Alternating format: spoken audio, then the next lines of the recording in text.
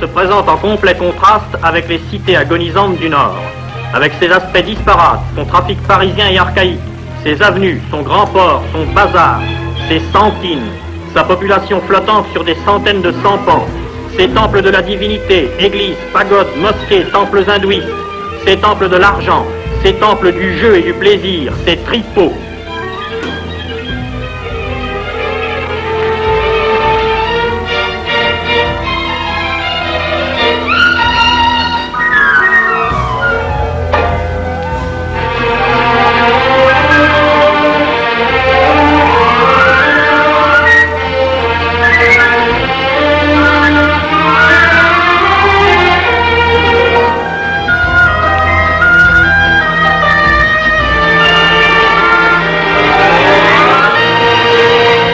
La grande ville, trop occupée de ses propres affaires, accueillera d'abord avec indifférence ces centaines de milliers d'arrivants et sera longue à s'apercevoir qu'il doit tout de même se passer quelque chose d'anormal là-haut.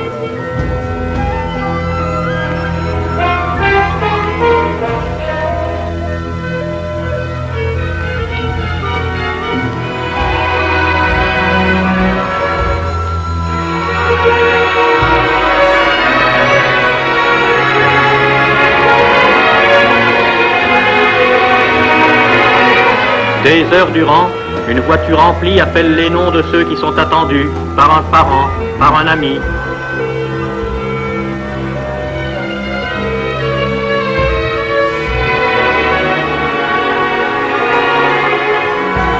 De nombreuses délégations viennent saluer les arrivants.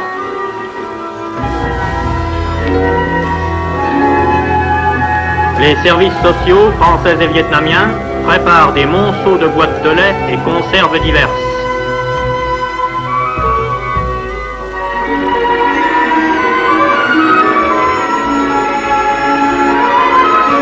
Aujourd'hui, la manifestation a pris une ampleur particulière, car on attend un visiteur illustre, le cardinal Spellman, archevêque de New York.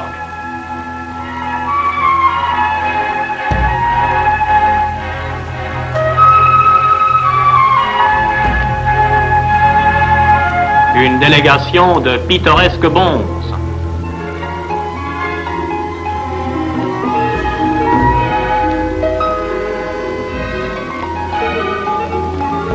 Et une autre de non moins pittoresque vieux curé.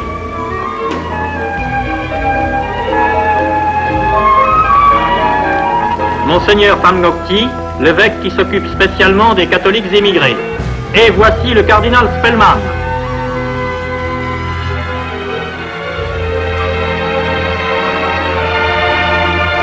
Un maladroit ayant fait tomber une pyramide de cigarettes destinées aux réfugiés, le cardinal aide le plus simplement du monde à réparer le malheur.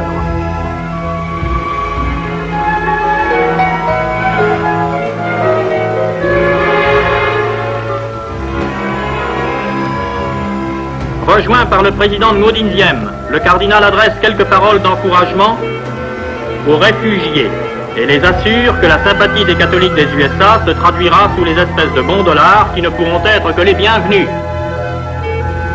Tout cela n'empêche pas le petit commerce d'établir dès avant le débarquement un premier contact entre les arrivants et les Saïgonais. La longue opération du débarquement est commencée. Pour observer ce phénomène dont l'ampleur commence à étonner le monde, les plus grands journaux ont dépêché leur crack, Graham Greene, envoyé du Sunday Times et du Figaro littéraire.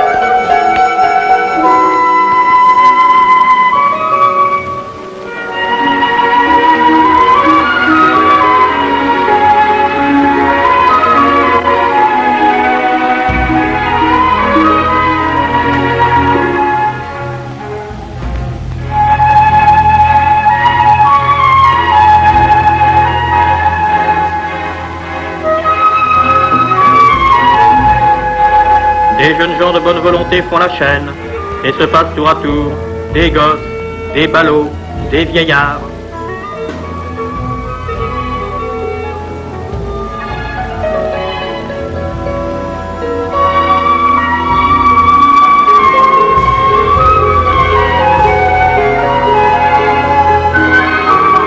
Cette vieille infirme chinoise est accueillie par des compatriotes et, comme tout le monde, elle reçoit sa ration de douceur.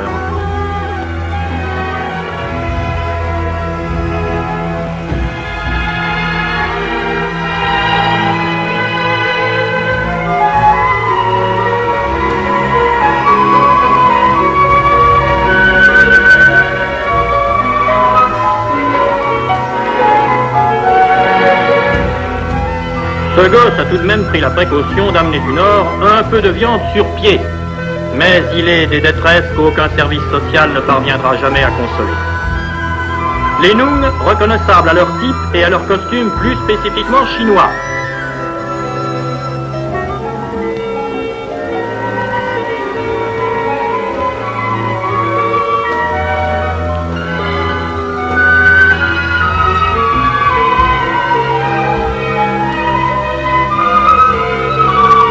Enfin, voici les mânes.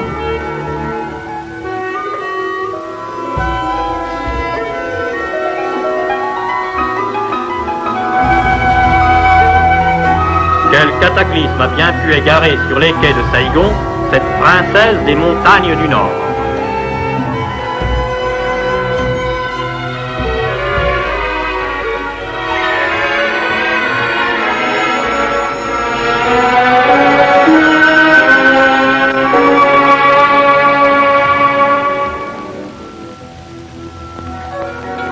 Les plus fortunés des réfugiés peuvent acquérir à prix d'or un petit compartiment comme celui-ci dans les faubourgs de Saigon.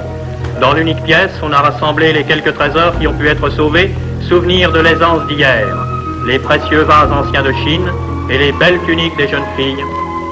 Mais la plupart des réfugiés ont été emmenés dans un des immenses camps de transit du Tour de Saigon, qui sont ravitaillés chaque jour par les camions de l'armée. La petite vie s'y organise là aussi, au jour le jour, en attendant.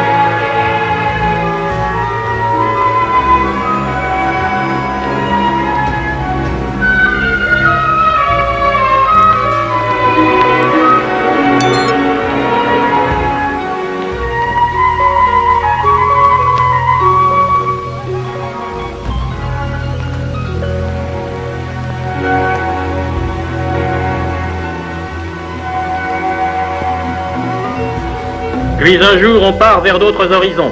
Les mânes sont pris en charge par le père Maillot. Il les ramènera vers les montagnes, leur habitat de toujours. Avant leur départ, ils reçoivent la visite du cardinal Gilroy, archevêque de Sydney, venu à son tour apporter aux réfugiés du Nord-Vietnam le salut et l'aide des catholiques australiens. Ceux-ci étaient pêcheurs. Les voilà transplantés en pleine forêt. De l'eau, un petit puits en donne chichement. Mais l'artisan né qu'est le Tonkinois entreprend alors de fabriquer en miniature ce qu'il construisait naguère sur les grèves de la baie de Halong.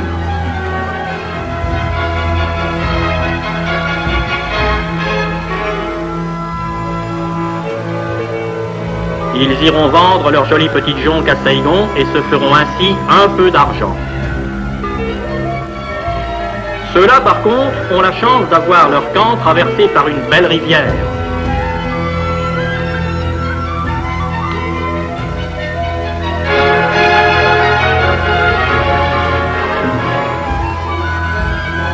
Cependant que partout, on commence à s'organiser.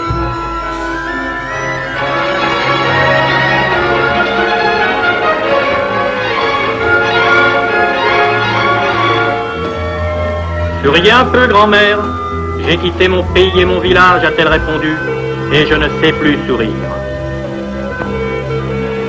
Le vrai centre de la plupart des camps, c'est l'église.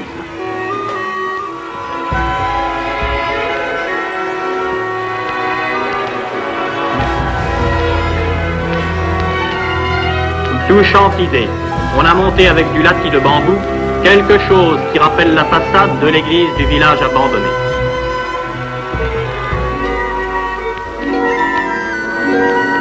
Aujourd'hui, l'immense camp de Honaï est abondamment pavoisé aux couleurs nationales, françaises, américaines, mais surtout pontificales. C'est qu'on attend l'envoyé du cardinal archevêque de Paris, Monseigneur Rodin, secrétaire général du Secours catholique. À cette occasion, les stands de l'aide américaine et de l'aide française ont organisé une distribution générale de conserves, savons, vêtements, etc. Puis tous se rassemblent face à l'autel dominé par la statue de la Vierge, où Monseigneur Rodin, qui est aujourd'hui l'ambassadeur de l'amitié de tous les catholiques français, va célébrer le Saint Sacrifice.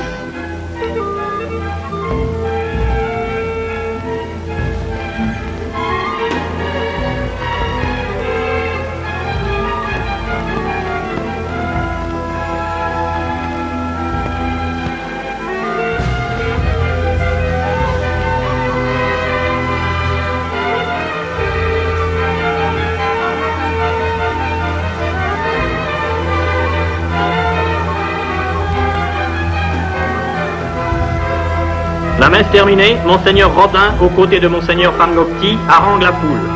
Après avoir énuméré les nombreux diocèses français qui ont adopté des paroisses vietnamiennes exilées, l'envoyé du cardinal Pelletin présente le plus touchant de tous les dons qui puissent être faits à des hommes qui ont tout quitté pour des motifs de foi.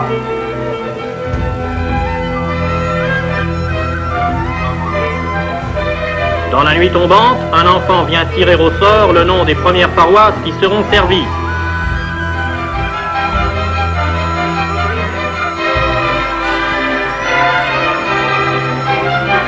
Ainsi, l'église exilée continue. Les séminaires se sont également repliés, soit dans les faubourgs de Saigon, soit dans la forêt.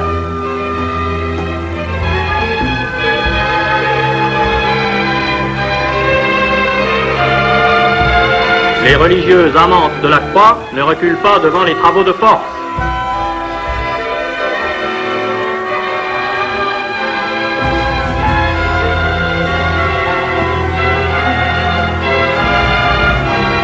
Et il y a de la joie.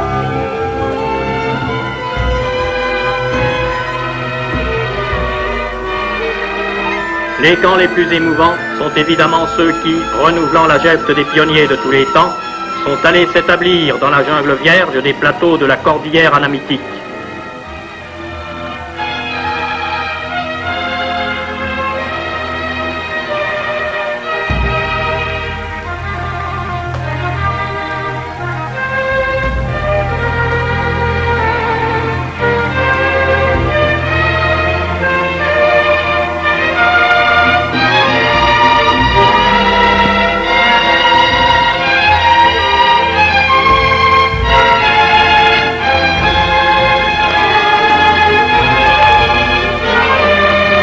Mais la jungle va connaître de nouveaux arrivants.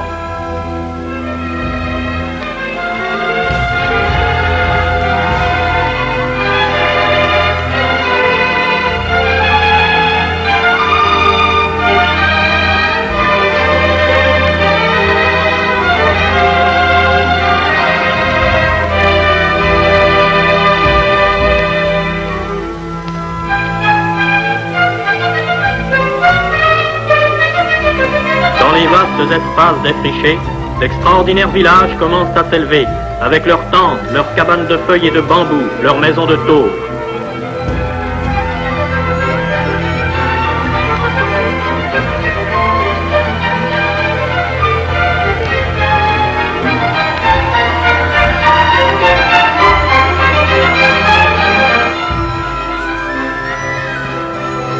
Premier bâtiment municipal, le hall d'information, qui n'a malheureusement pas toujours que de bonnes nouvelles à annoncer. Mais on s'occupe déjà activement des maisons communes essentielles, l'école et l'église.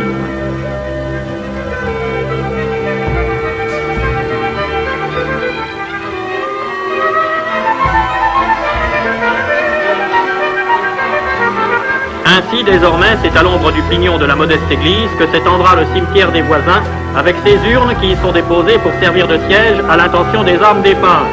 Car il y a les voisins, pas mauvais bougres, mesdames un peu farouches, qui sont ici chez eux. et le jeune chef du nouveau village des pionniers chrétiens se préoccupe de nouer avec eux des relations de bon voisinage. Bonjour, grand chef. Tiens, qu'est-ce que c'est que ce type-là? Il en a une touche. Enfin, bonjour quand même. Oui, ça va. Quelle manie ont-ils de tout emballer? Ils s'emballent dans de la toile et il faut qu'ils emballent même leur tabac. Enfin, sachons nous montrer compréhensifs vis-à-vis de ces mœurs étranges. Ça ne fait rien tout de même. Avouez que pour le costume, nous autres moilles, nous avons résolu la question d'une façon autrement plus simple et autrement plus astucieuse. Ah, il est gondolant. Mais le jeune chef chrétien emporte en gage de confiance et d'amitié l'arbalète du chef sauvage Moy. En arrivant au camp, il retrouve la joie qu'a vite fait de ramener l'insouciance des enfants.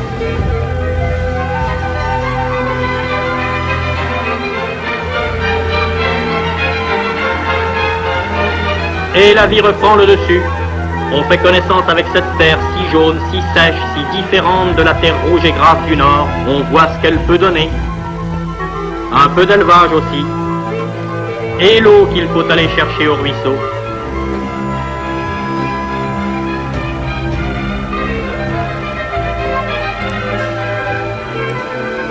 Mais ce camp a été pris en charge par des rédemptoristes canadiens et le vieux sang des pionniers du Grand Nord coule toujours dans leurs veines. De l'eau a décrété le père Vaillancourt, nous en aurons au milieu du camp. Juste. Vous êtes fatigués, mes gars, mais bientôt nous aurons ici de l'eau, bien claire et bien à nous. Et lorsque le soleil décline vers les crêtes, le grand murmure des prières monte de toutes les maisons. Ce qu'ils ont vécu au cours de ces derniers mois, ils s'en souviendront toute leur vie.